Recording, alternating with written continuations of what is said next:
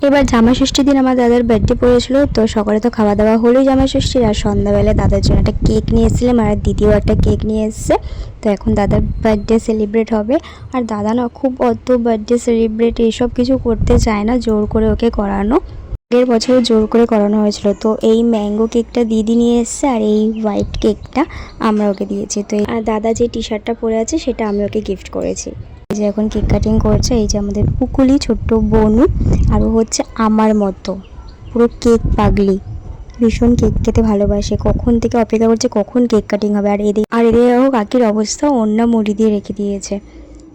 তো তারপরে যে এখন কেক খাওয়ানোর পালা চলছে, দাদা মাকে খাইয়ে দিচ্ছে। কেকগুলো ভীষণ টেস্টি ছিল। আর দেখো ও সবাইকে দিচ্ছিল, ওকে কেউ দেবে না? দেখো একবার এদের পাগলামিগুলো। আর ও তো বনু তো এখান থেকে সরছেই না, মানে ও কেক খাবে। তো তারপরে কেক কাটিং করা হওয়ার পরে এই যে আমার কাজ নিয়ে আমি বসে পড়েছি। এই কাজটা করতে আমি ভীষণ ভালোবাসি, ভীষণ।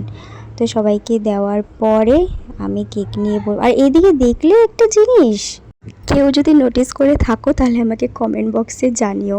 আর এই যে দিদি খাচ্ছে, আবার এই যে ওকে একটা কেক দিয়ে ভালো করে বসিয়ে দিয়েছে, আরাম করে খাকো বসে বসে। আর এই দেখো খাওয়ার অবস্থাটা দেখো।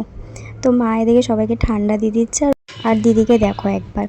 তো এই যে আমি বসে পড়েছি কেক নিয়ে। এতটা খাবো আমি কেক? আরে না না, আর কি করলাম, এতটা খাবো না, আস্তে আস্তে খাবো। তো এই যে বোন মাজা নিয়ে নিয়েছে, বোন মাজা খায়, স্প্রাইট খেতে ভালোবাসেন, আর আমি তো স্প্রাইট ভালোবাসি। তারপর অনেকক্ষণ গল্প আড্ডা করে মজা হই হুল্লোড় করার পরে খাওয়ার টাইম হয়ে গেছে, রাত হয়ে গেছিলো। তো সবাই খেতে বসে পড়েছে। এদিকে বাবাই, দিদি, কাকি, মা বাড়ি চলে যাবে, শ্বশুরের সবাই বাড়ি চলে যাবে, তাই তাড়াতাড়ি সবাই খেতে বসে পড়েছে। এই যে কাকাও বসে পড়েছে খেতে। তো এই ছিল দাদার বার্থডে সেলিব্রেট করার ভিডিও, আর জামাই ষষ্ঠীর ভিডিওগুলো পোস্ট করা আছে, তাড়াতাড়ি গিয়ে দেখে এসো। তোমাদের যদি ভিডিওটা ভালো লেগে থাকে তাহলে আমাকে অবশ্যই লাইক কমেন্ট করো। দেখা হচ্ছে তোমাদের সাথে নেক্সট ভিডিওতে, ততক্ষণে চলো টাটা।